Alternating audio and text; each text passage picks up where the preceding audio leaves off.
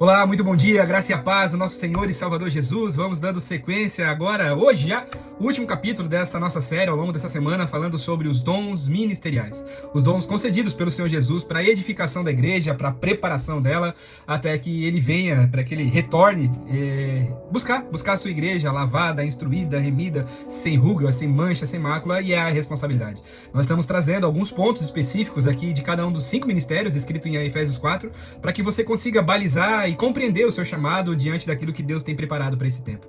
Quero compartilhar com você o texto base que nós estamos usando, Efésios 4, versículo 11, está escrito assim: E ele mesmo, no caso do Senhor Jesus, concedeu uns para apóstolos, outros para profetas, outros para evangelistas, outros para pastores e mestres, com vista ao aperfeiçoamento dos santos para o desempenho do seu serviço, para a edificação do corpo de Cristo, ou seja, a igreja. Até que todos cheguemos à unidade de fé e do pleno conhecimento do Filho de Deus, ao estado da pessoa madura, à medida da estatura da plenitude de Cristo, para que não sejamos mais como crianças, arrastadas e levadas de um lado para o outro, por qualquer vento de doutrina, pela artimanha das pessoas, pelas astúcias com quem induzem ao erro. Mas seguimos a verdade em amor e cresçamos em tudo naquele que é a cabeça, que é Cristo. Veja só. Nós falamos sobre os apóstolos, falamos sobre os profetas, falamos sobre os evangelistas, falamos sobre os pastores e hoje falaremos sobre os mestres, aqueles que carregam o dom do ensino, aqueles que têm a responsabilidade de estruturar teologicamente, conforme nos princípios, capacitando e habilitando todos aqueles que de alguma forma nós falamos anteriormente. Os mestres são aqueles que carregam esse dom.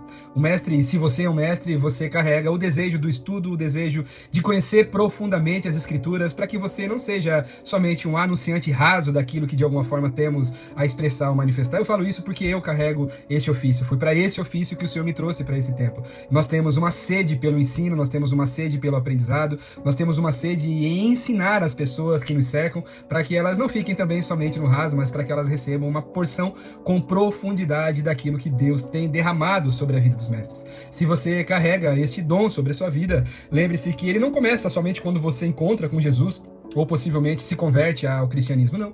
Esse dom, ele é proveniente desde antes do nascimento. Foi porque precisaria de mestre no contexto que você nasceu, foi porque Deus, ele te fez assim e te plantou justamente nesse local, com um conjunto, com dons, com as suas percepções, com toda a habilidade que um mestre carrega.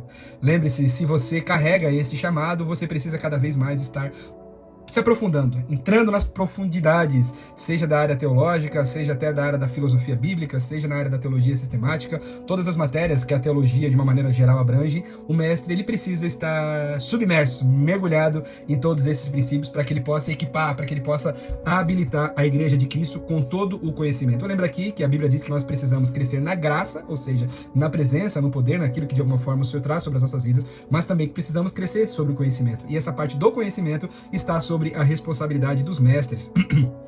O mestre, mesmo que embora ele consiga sim cuidar como pastor, ele possa por vezes ser usado como uma palavra de exortação profética, ele possa ser enviado como um apóstolo, mas a sua essência é o ensino, é a mesa, é colocando todos nivelados ali para que possam partilhar os segredos, os mistérios, os princípios e valores do Senhor, para que todos saiam cada vez mais possuídos pelo entendimento, pela compreensão acerca das Escrituras. Eu lembro aqui que o mestre, ele é essencial, principalmente nos dias de hoje. Não que os outros não sejam, e eu esteja puxando a sardinha para o meu lado, mas nos dias de hoje, com tantas falsas doutrinas, com tantos falsos ensinos, se você carrega essa missão de mestre de ensino, você precisa se aprofundar, você precisa conhecer não somente uma parte da teologia, como falamos, mas você precisa compreender a totalidade para que você seja esse mestre, esse professor, aquele que ensina, capacita e habilita os seus filhos para que eles não sejam enganados, os filhos de Deus, né? Para que eles não sejam enganados por qualquer doutrina, como o apóstolo Paulo fala aqui, né? Quando ele fala sobre, aqui no versículo 14, para que não sejamos mais como crianças arrastados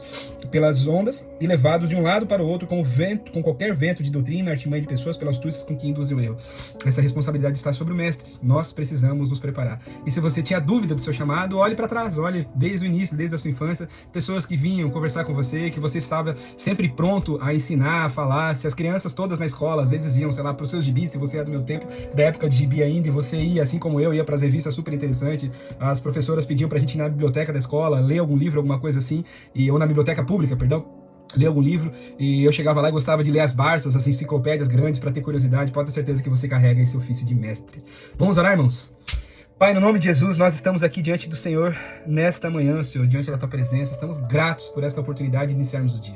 Queremos agradecer por essa semana maravilhosa que o Senhor nos permitiu compreender mais acerca dos ofícios quais o Senhor Jesus deixou sobre a igreja, para equipar a igreja, preparar, limpar ela, para que aguardasse a volta, para que o Senhor voltasse e recolhesse essa noiva, Senhor, resgatasse essa noiva aqui nesse tempo.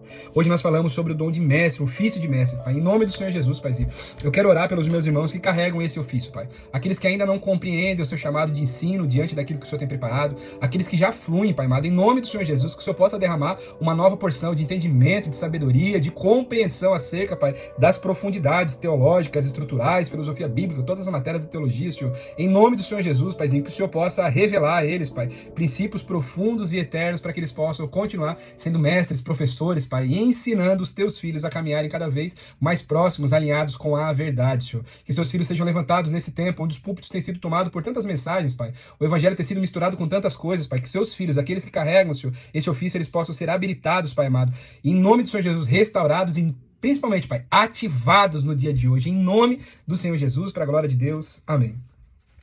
Amém, queridos irmãos? Que Deus abençoe poderosamente a sua vida, e se você carrega o ofício de mestre, esteja preparado para investir horas e horas e horas na sua biblioteca pessoal, na biblioteca pública, na internet, mas principalmente que você esteja preparado para investir horas e horas e horas na comunhão com o Senhor através das Sagradas Escrituras.